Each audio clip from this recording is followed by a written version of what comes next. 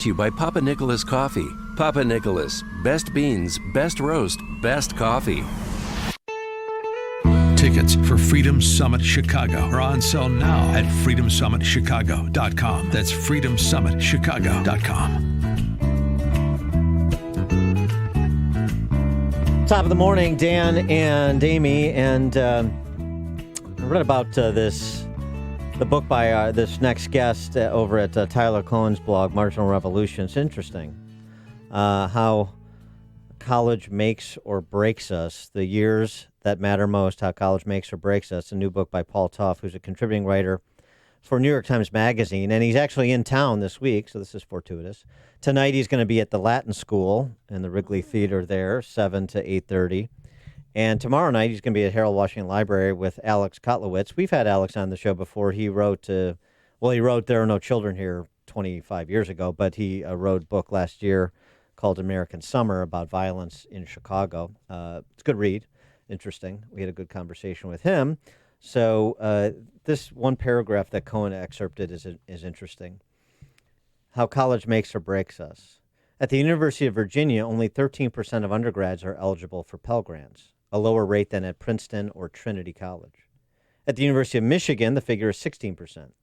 At the University of Alabama, the flagship public institution of one of the poorest states in the nation, the median family income for undergrads is higher than at Bryn Mawr, which is, if you don't know, a very expensive, small, elite liberal arts school. I'm not that surprised about Alabama because of the heavy recruiting they're doing around the country, leveraging the football program in part. But it is interesting, and what it says about the reality or the lack thereof of the watchword on campus, diversity, right? Mm-hmm.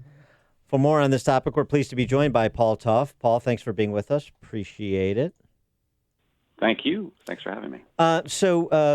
The impetus for this book, you try to answer some sort of tough questions that are abstract in a sense, like, does college work? I suppose it does for some, and it doesn't for others. I would respond to whether or not, after your research, you believe this statement that it doesn't matter so much where you go to college; it's how you go to college. I think it's a little both. There is some striking data that economists have uncovered, especially in the last 5 years or so, that show that going to a more selective college really does pay off in future earnings. Now, for any individual student, does that mean you need to do what a lot of affluent kids have done and look for the most selective college that will admit you? Not necessarily. You're absolutely right that there are lots of different choices for any one individual. But the fact that the system as a whole has become so unbalanced, where there are certain schools that are so dominated by affluent students and yet tend to increase their earnings the most, while there are other students who are going to less selective institutions, students with less money, with much lower graduation rates, it's led to a real stratification in the way higher education works these days. So do you think it's simply a rigged game designed to protect the elites who have power and everything else? I have my moments when I believe that there are so many advantages in the system that high-income families get, starting with the SAT, including early decision admissions, and simply the fact of tuition payments. One thing that really struck me in my reporting was, despite all of the talk that admissions officers tend to express about how important diversity is, how important merit is, really they are salespeople selling a product, and their income is tuition. So they've got to pay a lot of attention to who can pay and who can't. Right. So this was the issue. There was an op-ed, I think it was in the Journal last week, calling for the abolition of legacy admissions, in part after the admissions scandals involving high-profile people. How much of a factor is legacy admissions at some of the elite schools? It's big. It's not everything. There are a lot of other factors at play, but there's no question that legacy admissions, meaning the children of alumni, get an advantage in admissions, and that means that those are, especially at selective colleges, those are almost always young people who already have lots of advantages. So it's one more way that the playing field is tilted. And with respect to that, different institutions tilt it differently too. So, for example, at U of I had, which was a land grant state school with a particular mission, has a very high percentage of foreign national students, particularly from China, north of 25% of the student body, that they're paying full freight. They're also looking diversity, but diversity that's paying full freight. Yeah, I mean, I think we put a lot of pressure on these institutions because we do, on the one hand, demand a certain amount of diversity and meritocracy from them. But we also, in many cases, especially with public institutions, don't give them as much money to function as we used to. Just over the past couple of decades, we've cut per student funding for public higher education by about 16% per student. And that's at a time when all of the signs in the economy and the labor market are that we need more and better educated young people. So when you do that to those institutions, they sort of scramble for ways to bring in money, and often they do. They come up with strategies like the one you're describing at U of I, like what the University of Alabama is doing, educating rich kids from around the country instead of ambitious young people from Alabama. That means that they have to, in many ways, betray their real mission. And I don't know if you heard what's going on also in Illinois is that rich parents are giving up custody of their children to live with poorer aunts or uncles or cousins in order to get a break on tuition.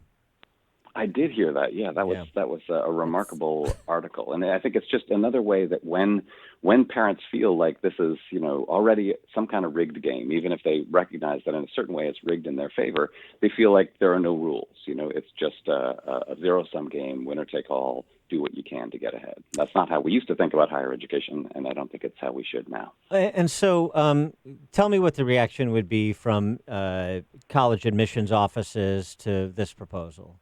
Let's do it like we do tryouts for the Chicago Symphony Orchestra here, and probably in other cities as well, but I know the CSO, which is you come try out to be a cellist or a violinist, you're behind a screen, and all of those making the decisions can hear is the music. And why couldn't we do that with college admissions? You're randomly assigned a number. You've got the full academic record of the prospect, and college admissions officers are making decisions based on the evidence in the file and no other consideration. I think there are certain things about that plan that makes a lot of sense. The problem is finding the right metric, the right sort of academic record, and the way that a lot of institutions, when they do try to be blind to everything else that's going on in the student's life, they tend to favor SAT and ACT scores as the one sort of objective measure of a student's ability. And the reality is that those scores are highly correlated with family income. I spent a lot of time in my reporting with this very high-paid SAT tutor in the suburbs of Washington, D.C. He was getting $400 an hour from these affluent parents, and I was watching him, totally legally help these students increase their ACT scores by 5 or 6 or 7 points. So if that is the objective measure that these behind-the-screen admissions officers were using, it would already be skewed. Although you have more and more colleges discarding an SAT, ACT requirement to apply. That's right. So there are more institutions they're not necessarily discarding it, but going test optional, giving students the option of applying without test scores. I'm sure you're watching the Varsity Blues scandal unfold, and did you think 14 days was enough, not enough for Felicity Huffman? Good question. I feel like it's hard for me to be judge and jury, but it seems pretty reasonable. I mean, I think it is definitely a crime, and it makes sense that she would be punished.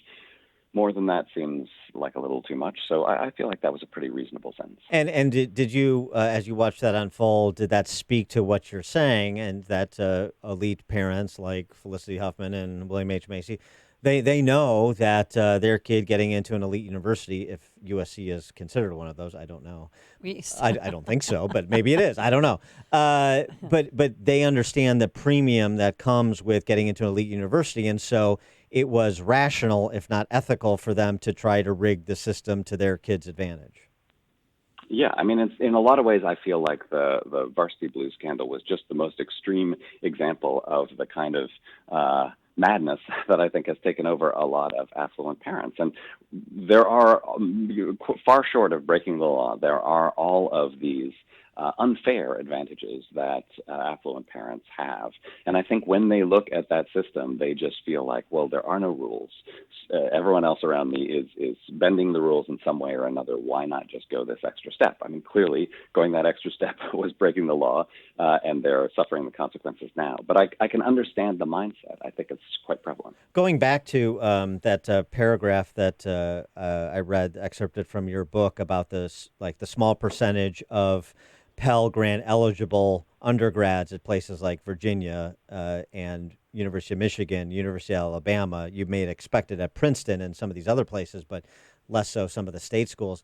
Is there a change at all? Is there a conversation within admissions offices about diversity that includes socioeconomic diversity? There's definitely a conversation going on. I think more and more administrators and especially admissions people are trying to figure out a way out of this. I mean, the people, if you go into admissions, if you go into higher education administration, you don't think of yourself as wanting to just serve rich kids. And yet I think a lot of them are realizing that's a lot of what they do day to day. So there is this push for change. The problem is that the problems in the system go pretty deep. And with those public institutions, it really is about public funding. We've just shifted, as a nation, we've shifted the burden of higher education just over the last couple of decades from the public, the way that we used to think about public higher education, onto individual students. And when you do that, higher education becomes a consumer good rather than a collective good. And once that happens, the slots are going to go to the highest bidder. So the change, I think, that has to happen isn't just in higher education, it's more broadly in terms of funding. Paul Tough, contributing writer for the New York Times Magazine, the book, The Years That Matter Most, How College Makes or Breaks Us. And he's got 2 appearances in Chicago tonight at the Latin School, 7 o'clock in their Wrigley Theater. Tomorrow night at Harold Washington Library with noted author as well, Alex Kotlowitz.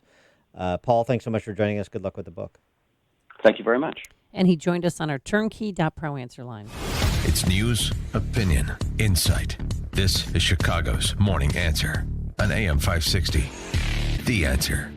Excuse me. Yes. In case you haven't noticed, advertising has changed over the years. What? It used to be custom